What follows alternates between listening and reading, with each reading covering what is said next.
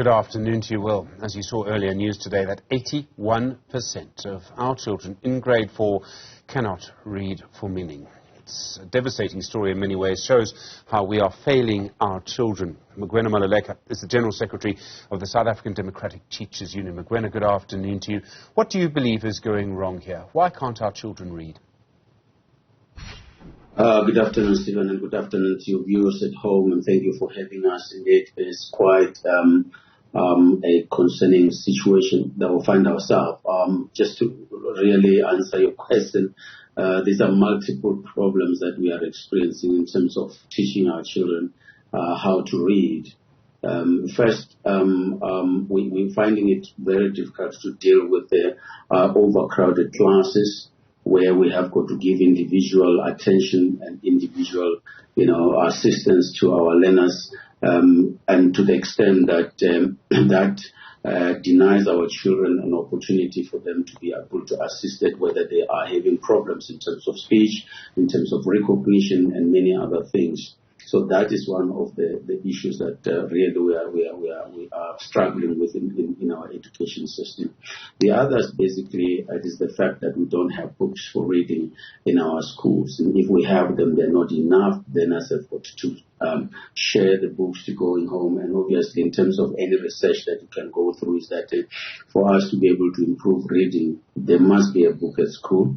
And to the extent that there must be a book at home, where performing systems have got are based on a book at home. One book at home makes a big difference. But let me not talk about that, because we are not closer to having a book at home. Let's address the issue of having at least a reader at the level of the school, which majority of our schools in the township, in the rural areas, do not have readers at all. And that is one of the major challenge that we have. The other is the question of the language. I think we need to be able to address at what point do we introduce, either when you started with English, at what point do we introduce the second language? It is still a challenge that we need to be able to address, because there's a problem of recognitions, because majority of the children do not speak English, and schools have adopted English as a learning language of instruction. And as long as the learners are not speaking that language at home, and they are not able to socialize and have leisure in using that particular language, it's very difficult for them. And in the absence of any reader, therefore, it makes the situation even worse. So these are some of the problems. But we also have to address the issues of training of our teachers. Are we training our teachers to teach reading?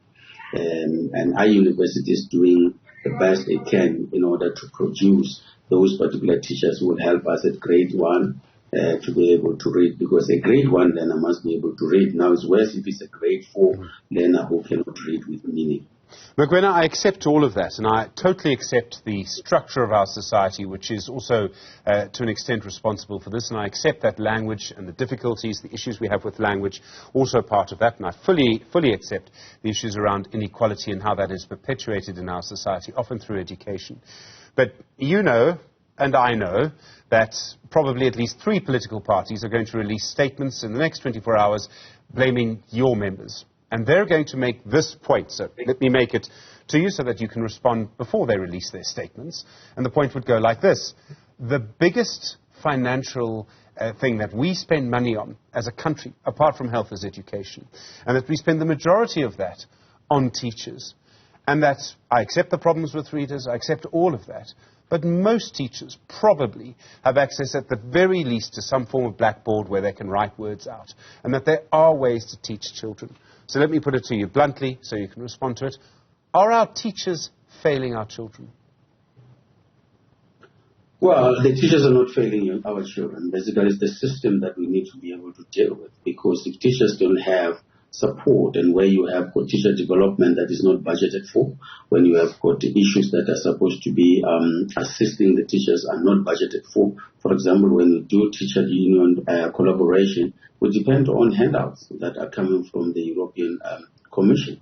We don't have a budget in South Africa to say we are teaching learners who may not be having enough support in terms of social capital at home, and therefore they're struggling to understand the language when they come to school. Therefore, we need to take the teachers to training. We must make sure that every year they exercise that particular right they have to be, taught and supported in terms of how to deal with learners who have not been able to develop the language to an appropriate level of that. So the teachers are not failing. Whilst we may take responsibility as a collective that yes, we have got a problem and therefore we have got to resolve this problem, all of us, is that we need the system to be able to support the teachers for them to be able to do that. If I am teaching 60 learners in the classroom in grade 1, what exactly do we expect that particular teacher to do to help those particular learners that are experiencing problem in terms of just recognition and association when we are teaching them in a language that is not their mother tongue? They don't have an understanding of that language. They go home, the parents don't have that, and therefore we are supposed to be working as a team, parents helping, and the environment under which we educating our children also are assisting us to be able to do that.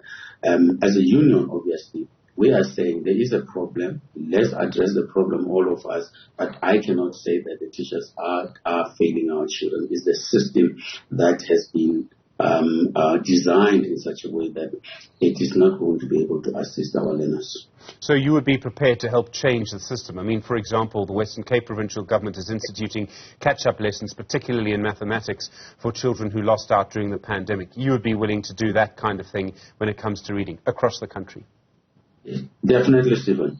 We will do anything to help our children. We'll do anything to make sure that we are able to address the weaknesses that have been exposed through this PEARLS testing, so that we are able to build our economy, build our country to be stable. Because when we cannot be able to empower this learner to read at that particular level, they are going to have to carry this deficit into universities and into their lives. And that is not what we can really wish for our country. So as an organization, hence we'll continue to be training our teachers. We will do everything in whatever resources that we have, small as the little resources that we have. We will have to ensure that we come in, all of us as a union, to make sure that we empower our teachers to help our students. It cannot go on like this. We need to address the system as quick as possible so that we are able to do that. Wherever resources can be given to us, if we're going to be given the tablets, if we're going to be given